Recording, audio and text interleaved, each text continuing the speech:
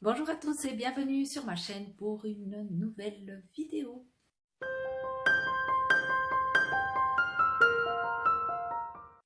Je vous reprends aujourd'hui mardi 29 octobre. Il est 16h30 environ, un peu plus. J'ai dû allumer parce qu'il fait déjà très sombre et chez moi il y a un brouillard à couper au couteau aujourd'hui. Donc ça aide pas pour la lumière. Alors c'est reparti pour une semaine de vlog. Je vous quittais la semaine passée en vous disant que j'avais terminé Cathy. Donc je vous ai parlé de Cathy. J'étais dans la lecture de Nuit blanche de Druard en numérique. J'ai pas beaucoup avancé donc je vais pas vous en reparler ici. J'espère quand même réussir à le finir d'ici demain. Je vais m'y plonger ce soir et puis demain ça va être aussi ma lecture dès que j'aurai un moment. Et sinon, en lecture audio, je suis sur le point de commencer Anatomy Love Story. Enfin, j'avais envie de l'écouter pour pouvoir enchaîner avec le tome 2. Je l'avais lu à sa sortie, puis j'avais pas enchaîné avec le tome 2 et je me souviens plus assez bien de l'histoire. Donc je vais me refaire une petite écoute, comme ça va me rafraîchir un petit peu tout ça. J'ai lu entre la semaine passée et aujourd'hui L'impossible retour de Amélie Nothomb chez Albin Michel, que j'ai emprunté à la bibliothèque. Donc voilà, il est assez vite lu, il ne fait pas 200 pages. Et j'ai bien aimé. Voilà, j'ai bien aimé. C'est Amélie Nothomb, c'est un personnage que j'aime beaucoup. J'aime cette authenticité pardon, qu'elle a dans ce qu'elle peut écrire. Son humour, sa plume. Là, on est dans un voyage qu'elle effectue au Japon avec l'une de ses amies. Donc, c'est un retour au Japon. Elle a quitté le Japon à l'âge de 5 ans. Donc, on va avoir un peu une visite du Japon euh, sur certains lieux, avec quelques us et coutumes également qui sont très bien décrits, avec une certaine nostalgie de ce pays qu'elle a quitté à l'âge de 5 ans et où elle aurait aimé revenir, mais elle l'explique à la fin, l'impossible retour, pourquoi, comment, et j'ai trouvé plutôt chouette. Je ne vais pas vous en parler de long en large, vu qu'il est assez court. Euh, voilà, c'est pas le Amélie Nothomb qui m'aura le plus plu, mais j'ai bien aimé. Disons qu'il m'a aussi sorti un petit peu de toutes ces lectures un peu sombres que j'ai faites durant le mois d'octobre, parce que j'ai quand même enchaîné pas mal de lectures assez sombres, comme j'ai lu Frankenstein notamment, Verity, maintenant je suis dans le Druard qui est aussi assez sanglant. Plus il y a eu aussi Cathy, donc c'est toutes des lectures assez passionnantes, hein, c'est sûr, mais assez sombres, sanglantes. Et puis voilà, ça a été une petite bouffée d'oxygène. J'espère vraiment pouvoir finir Nuit blanche d'ici demain parce que j'aimerais absolument démarrer Mexican Gothic, que j'ai aussi emprunté à la bibliothèque. J'ai vu qu'il l'a fait en audio sur Nextory aussi. Donc est-ce que je vais pas, après Anatomy Love Story, si j'arrive à l'écouter assez rapidement, alterner entre papier et écoute, vu que je fais quand même pas mal de marches et puis j'aime bien écouter un livre audio pendant que je marche. Donc voilà, je ne sais pas encore comment ça va se goupiller tout ça. Et après, je voulais absolument lire Rebecca de Daphné du Maurier. Donc voilà, c'est un petit peu les livres que j'ai sous la main en ce moment qui me font envie et que j'espère lire ces prochains jours. Cette année, je vais une fois de plus essayer de participer au Black November, organisé, je le rappelle, par Séverine de la chaîne Il est bien ce livre. Et je me suis confectionné une petite palle que je ne vais pas vous présenter là tout de suite. Je vous reprendrai plus tard ou demain pour vous présenter ma petite palle pour le Black November. J'ai vraiment pas eu le temps de faire beaucoup d'avance dans mes lectures aujourd'hui parce que j'ai un peu couru dans tous les sens. J'avais notamment la lessive, mais là j'arrive au bout, donc je vais profiter pour aller me poser et faire un peu d'avance avec Nuit blanche de Druard. Et je vous reprends demain, je pense.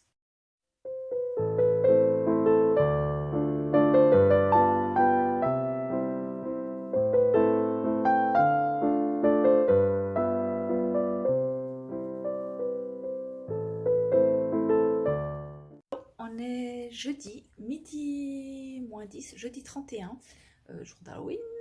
Matin, j'ai eu un rendez-vous médecin à 9h30. À 10h, il m'avait toujours pas prise, donc il y avait du retard. Et je viens d'arriver à la maison, j'ai passé à la bibliothèque. Je vais vous montrer tout à l'heure ce que j'ai pris, ce que j'avais réservé, les livres qui étaient arrivés pour moi. Et je suis un petit peu arrivée ventre à terre à la maison pour faire le dîner. J'ai préparé ma petite popote et au moment de mettre mon plat au four, j'ai tout renversé au fond du four. Ou ben j'ai commandé un kebab parce que sinon j'ai vraiment pas le temps de recommencer, de refaire un autre repas. Parce que ma fille rentre à midi et quart et puis elle doit repartir assez rapidement au job. Donc voilà, c'est un petit peu chronométré les midis chez nous. Je me pose 5 minutes pour vous montrer ce que j'ai pris. Attendez, on va faire ça comme ça. J'ai la flemme de régler mon trépied. J'ai acheté une nouvelle pièce pour le trépied vu qu'elle était cassée. Mais je dois encore tout régler. Alors, j'ai vu que j'ai un peu abusé les écoutes Nextory ce mois-ci. Donc, j'ai presque plus d'heures d'écoute. Je crois qu'il me reste 2 heures et ça va pas être suffisant pour écouter la totalité du Anatomy Love Story. Donc je l'ai pris à la bibliothèque comme ça, si, enfin ça c'est sûr que j'aurai pas assez pour l'écouter en entier. Donc je me dis comme ça je vais pouvoir relayer avec le format papier. Donc voilà, je me suis pris celui-là qui n'était pas prévu de base. Et ensuite j'avais fait des réservations mais ils étaient, enfin il y a des livres que je voulais lire qui n'étaient pas dispo tout de suite parce qu'ils étaient en lecture chez d'autres personnes, hein, tout simplement. Et puis, je les avais réservés et évidemment, ils arrivent tous en même temps. Donc, j'ai, je ne sais pas combien déjà, je crois que j'en ai 5 déjà à lire. Je ne sais plus exactement combien parce que le Cathy, je l'ai lu. Donc, bon, bref, j'en ai déjà que j'avais emprunté la dernière fois que je suis passée à la bibliothèque. Plus, j'en ai ici 1, 2, 3, 4 et 5. Je ne sais pas quand est-ce qu'on va lire tout ça. Bref. Alors, le premier, c'est un livre que j'ai vu passer dans un des derniers vlogs de Magdalena. Magda, je crois. Magdalena de L triple... je sais plus maintenant. L triple mag. Attendez, je vais regarder, je vous redis. Triple L de mag. Voilà, je crois que c'est ça, c'est juste. Alors, elle présentait un ouvrage, vu que je suis une amoureuse des arts. Je ne sais pas si vous le savez, si j'en ai déjà parlé par ici, mais j'adore tout ce qui est culture et l'art, et notamment la peinture, la sculpture aussi. C'est maintenant qu'il y a une ambulance qui passe, évidemment, pendant que je tourne. Et elle a présenté Scène de crime au Louvre de Christos. Je vais vous épargner le nom. Là. Voilà. Et c'est chez Le Passage Édition. C'est une maison d'édition que je ne connais pas du tout. Et apparemment, on a à chaque fois, c'est super intéressant, on a une œuvre où il y a un crime. Donc, un crime est représenté dans l'œuvre et on a l'explication de l'œuvre juste après. Je ne sais pas combien il y en a, mais combien de chapitres? 18. Il y en a quand même pas mal. Je pense que je vais faire comme elle, 27. Je pense que je vais faire comme elle, je vais me lire une œuvre par jour durant le mois de novembre. Et elle disait qu'elle apprenait plein de choses sur justement ces tableaux, sur les artistes qui les ont peints et tout. Donc voilà, j'ai vraiment hâte. Je ne connaissais pas du tout et j'ai vraiment hâte de le découvrir. Ça a l'air super intéressant. Alors je vois qu'il y a beaucoup de peintures. Au niveau des sculptures, il n'y a pas grand-chose. Il y en a une ou deux. Donc voilà, je vous en parlerai le moment venu. Je me suis pris La Maison Idéale de Kat Collins. Je ne sais pas quand est-ce qu'il est paru celui-là. Et je crois que je l'ai vu passer sur la chaîne de Séverine. Il est bien ce livre, mais je ne suis plus sûre du tout. Alors, 2024. Donc c'est une sortie de cette année. Mais alors à savoir... quand exactement, j'ai pas fait les recherches, je vous dis, j'arrive un petit peu ventre à terre, je sais pas. Donc c'est une parution de cette année On est dans du fantastique, la maison idéale. J'ai même pas, je me souviens pas du résumé, hein. 2017, le mari d'Orla a insisté pour que leur famille s'installe dans une vieille demeure sur les falaises du Dorset. Mais très vite, c'est seule avec ses enfants qu'Orla passe la plupart de ses journées, dans cette maison où elle ne se sent pas chez elle. Orla commence à entendre des bruits étranges, des portes qui claquent et son fils discuter avec un ami imaginaire. Je vais m'arrêter là. Voilà, on est dans un roman huis clos, avec une maison inquiétante, avec des bruits. Moi, j'adore ça, donc je pense que ça devrait me plaire. Je peux me tromper, hein, mais on verra. Ça dépend comment ça va être traité, si c'est pas déjà vu 25 000 fois. Mais voilà, j'ai vraiment hâte de le lire. J'espère le sortir encore ici en novembre, enfin durant ce mois de novembre. Mais j'ai déjà tellement de choses à lire, je ne sais pas comment je vais... Bref, alors, suivons. Alors, ça, c'est un Cozy Mystery que j'ai énormément vu passer à sa sortie. Je ne l'ai pas acheté parce que, je ne sais pas, pourtant il me tente beaucoup. Et c'est un meurtre absolument splendide de Julia Silos. Je ne sais pas si ça se prononce comme ça. Aux éditions du Masque. Voilà. Il est en hardback. Avec jaspage orange comme ça. Ça fait très Halloween, hein, en fait. Les couleurs, je trouve que ça fait super Halloween. Donc, je vais le sortir assez rapidement, celui-là. Sinon, après, les couleurs vont plus coller avec... Bref, les problèmes d'électrice. Donc, voilà, on est dans un Cozy Murder selon le code très strict qui régit Swampshire. La fougueuse Béatrice Steele ne possède aucune des qualités attendues d'une dame respectable. Pire encore, elle cultive un goût pour les enquêtes criminelles, un penchant qui pourrait ruiner sa famille si quiconque le découvrait. Alors quand Edmund, l'invité de Marc du bal d'automne, tombe raide mort au milieu d'un menuet, laissant les invités enfermés dans le manoir avec son assassin, Béatrice ne sait trop si elle doit se réjouir ou s'affoler. Je vais m'arrêter là aussi. Donc voilà, on est... Il n'y a pas l'année, hein, c'est pas quand se situe l'intrigue, mais ça doit être voilà, 19e, je pense, vu que les femmes ne sont apparemment pas autorisées à mener des enquêtes. Ensuite, je me suis pris un livre, j'ai dû attendre pas mal de temps dessus parce que je me l'étais noté lors de sa... Il n'était même pas sorti encore. Il a été annoncé, je me suis noté direct parce que ça avait l'air vraiment bien. Hurlement de Alma Katsu, vous allez tous mourir chez Sonatine. Non mais si c'est pas une couverture d'automne ça, hein. Et là on est en 1846, un convoi de pionniers traverse les Rocheuses en direction de la Californie malgré les nombreuses mises en garde contre les dangers d'un tel périple. À sa tête, George Donner et James Reed représentant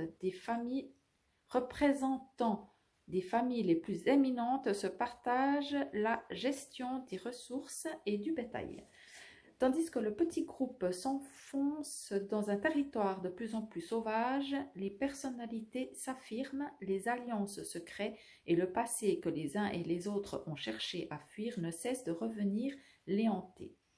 Une nuit, un des enfants du convoi disparaît. On ne retrouve de lui que des restes parfaitement nettoyés. Quelle horreur! Est-ce l'œuvre des Indiens? Une meute de loups est-elle sur leurs traces? Je vais également m'arrêter là. Donc voilà, on va être dans une ambiance un petit peu glauque quand même. Et j'espère que je vais aimer. Il fait à peine, ouais à peine. Il fait 400 pages. Presque pile poil. Donc voilà pour celui-là. Et le dernier, j'ai envie de découvrir La plume de Ragnar Jonasson. Je ne l'ai jamais lu encore et je me suis pris La Dame de Reykjavik, qui est un premier tome d'une saga avec une inspectrice islandaise. Et je crois qu'il y a le 4e tome qui vient de sortir. Donc voilà, si ça me plaît, je prendrai le tome 2 également à la bibliothèque. Non, j'ai terminé le Druart, Nuit Blanche. Je ne vous en parle pas maintenant parce que j'ai vraiment pas le temps. Je vous reprends plus tard, en fin d'après-midi, je pense, pour vous en parler un peu plus longuement. Et j'ai commencé le Mexican Gothic de Silvia Moreno Garcia. J'en suis au tout début, donc je vous en parlerai aussi en fin d'après-midi, quand j'aurai fait un petit peu d'avance, parce que cet après-midi, normalement, je devrais pouvoir me poser pour lire un moment. Et je crois que c'est tout, hein. En audio, j'ai le Anatomie que j'ai pas... J'ai écouté, je crois, 2 chapitres, hein, donc j'ai pas beaucoup avancé non plus. Donc voilà, je vous dis à plus.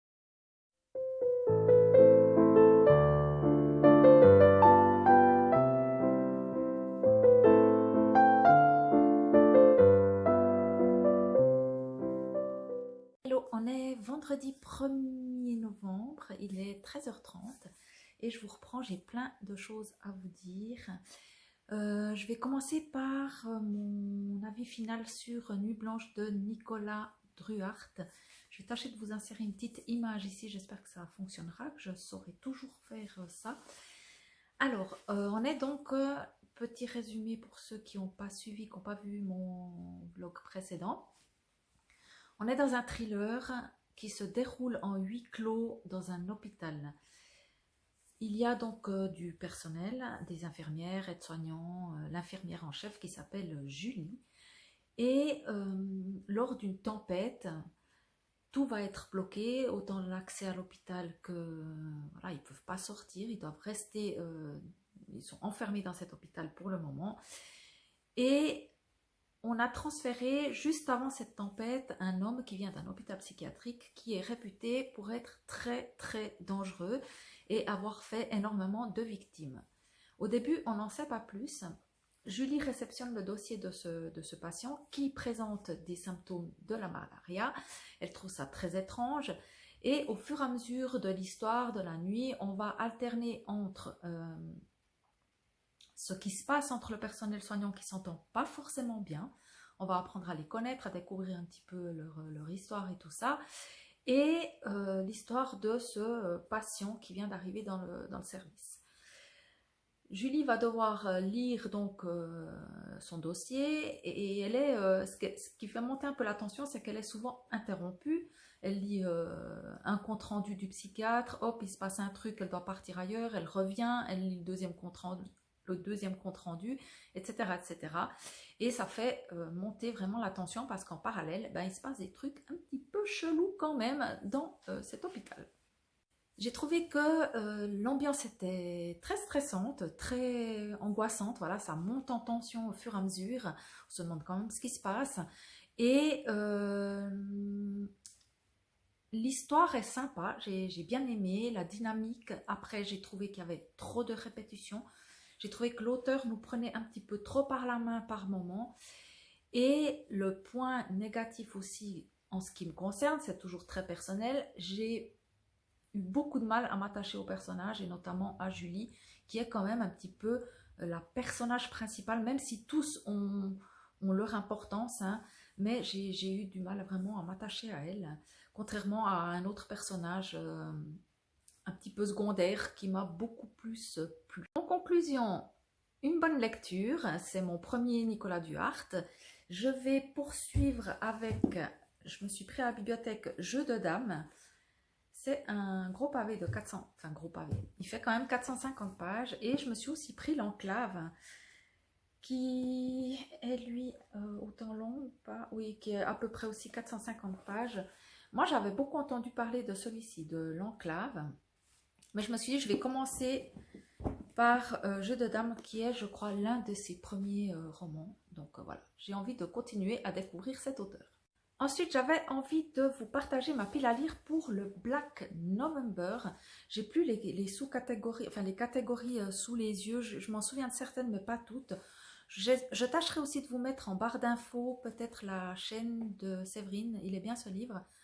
Vous allez trouver toutes les infos nécessaires si vous voulez participer au challenge. Ça commence aujourd'hui jusqu'à fin novembre. Et la première catégorie, il me semble que c'était lire un livre de moins de 250 pages. Et pour ce faire, moi j'ai choisi de sortir une relique de ma palle qui est Chanson douce de Leila Slimani. j'ai pas mes lunettes, je vais essayer de les retrouver parce que je vois rien.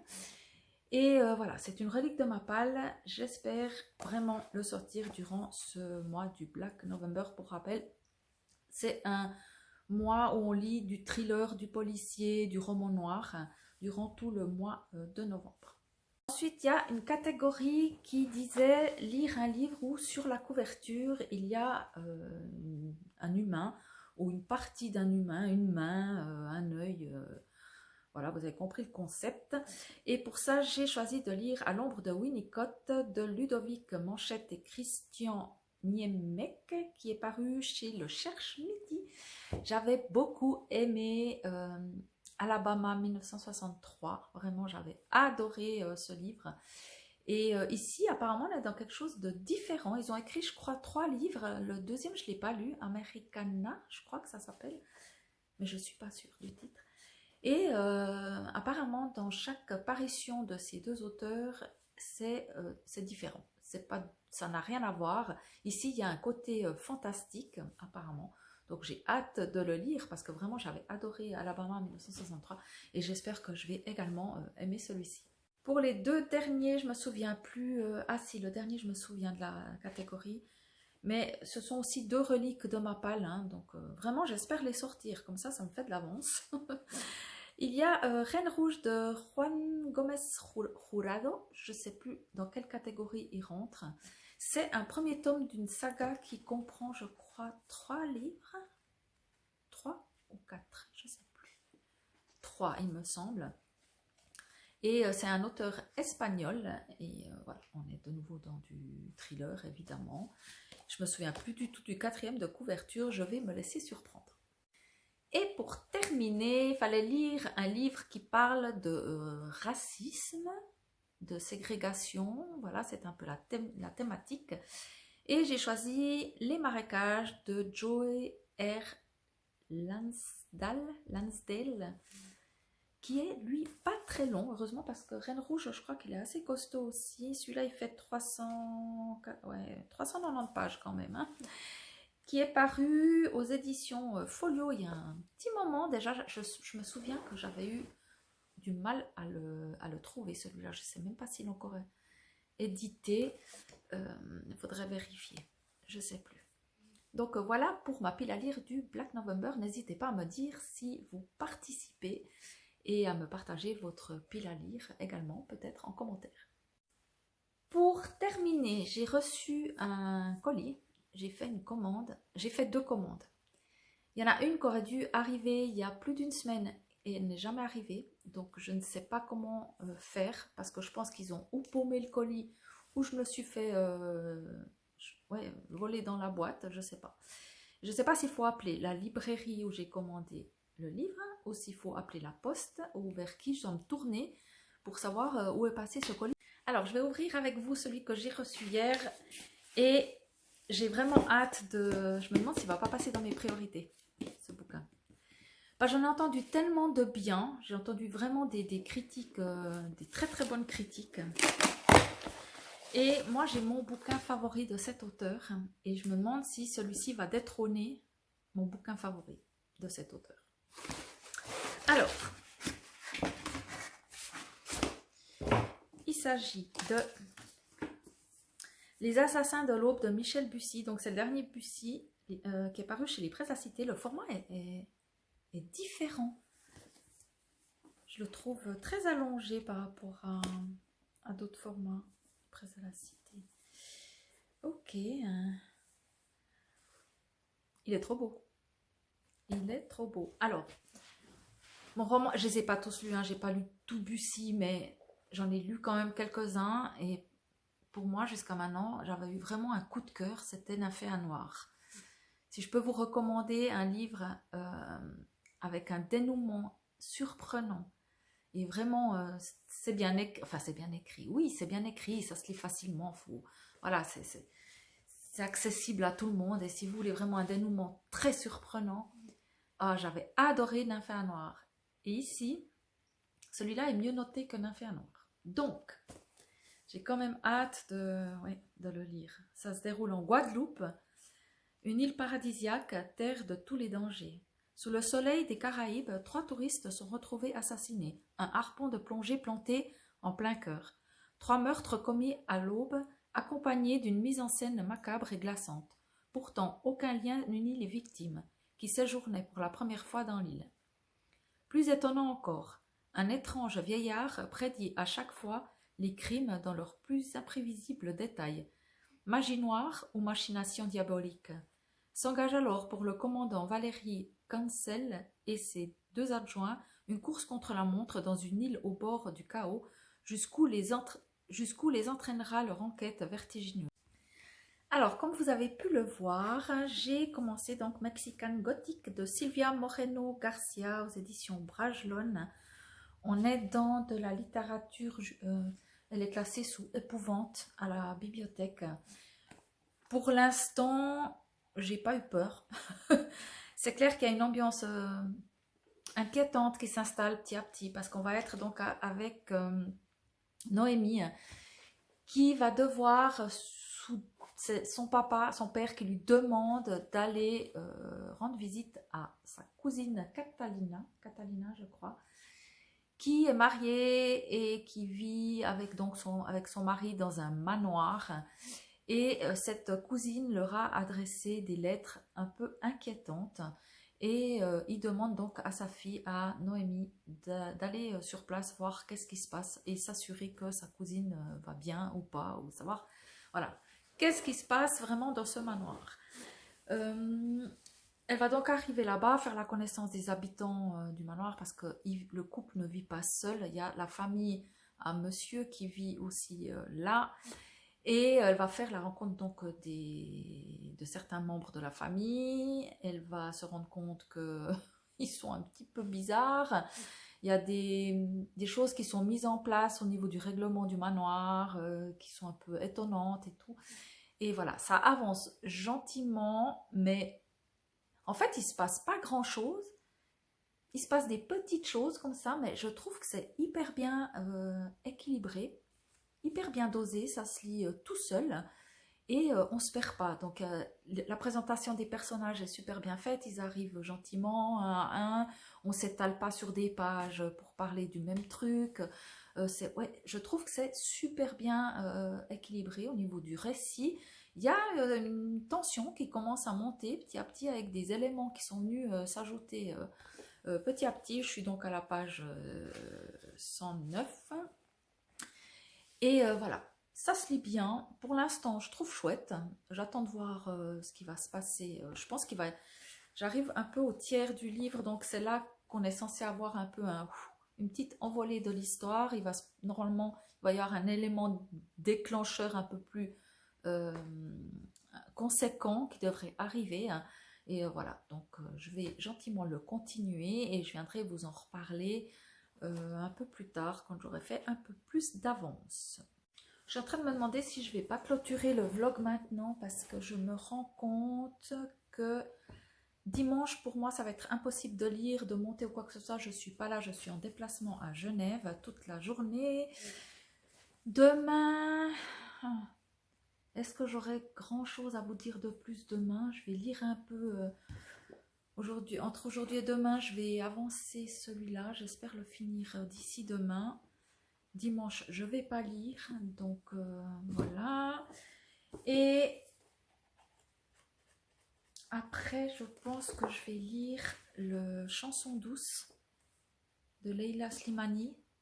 Comme ça, c'est fait. Je